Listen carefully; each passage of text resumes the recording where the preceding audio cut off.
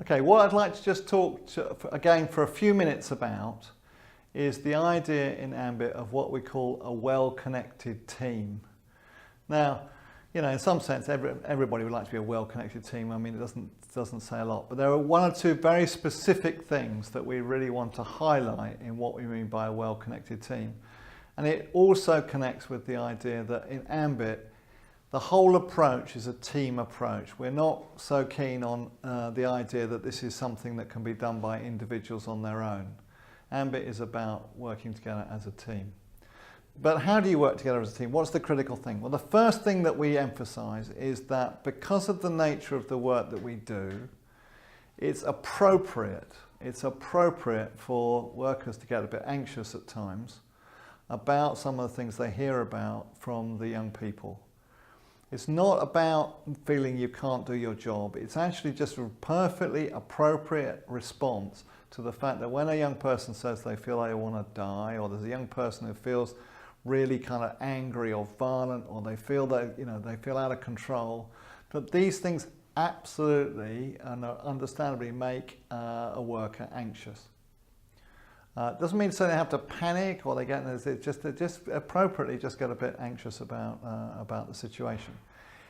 The thing about anxiety, the thing that's tricky about anxiety is it can easily lead people to feel that they shouldn't be anxious, or they start to get a bit isolated with the problem. They begin to get a bit self-critical, as if it's they're doing something wrong, which is, in our view, not the case.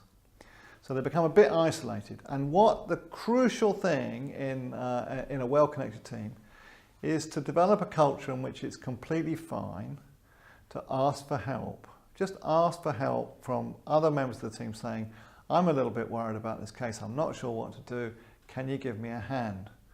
And that what we see in AMBIT teams is that becomes a kind of normal and appropriate and just a kind of day-to-day part of the work of the team, in which asking for help is seen as a very appropriate part of the work.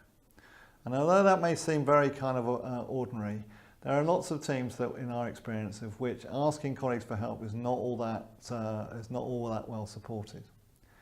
The point here then is that in a well-connected team is that the helper, the person who's been asked to give a bit of help, needs to just do one or two things that also makes the process work a little bit better.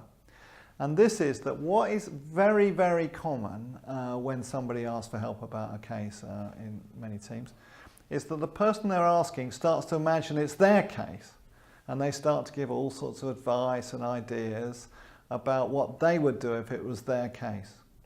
Now, sometimes those ideas are really helpful, sometimes they are, sometimes maybe a bit less so.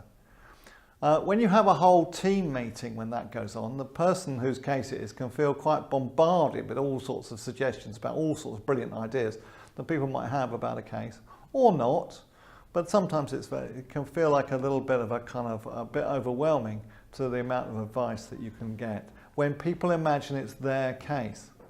In a well-connected team, what we're trying to do is something slightly different, is that the helpers focus on their colleague in the discussion. So it's not about their case, it's how to be helpful to the worker whose case it is.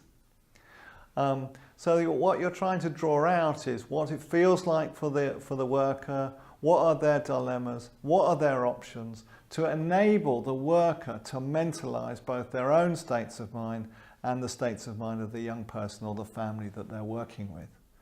It's not pertinent, it's not central to the whole, to the task of being a well-connected team for everyone to have their own ideas. What is central is that you attend to what the needs of the worker is who's got the problem.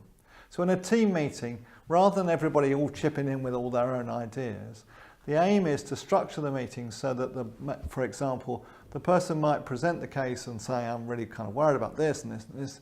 And then it may well be that the worker then, for example, one way of doing it is that they stop at that point. And the team have a bit of a conversation about what it would be like for the worker in this kind of situation, of which the worker just listens to that.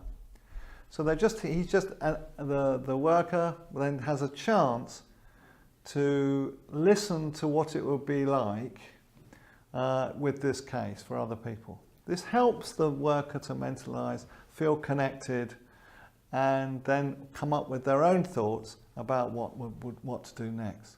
So the connection is always about trying to support the worker who has the task, rather than everyone to think that all the cases are something that they need to have a view about.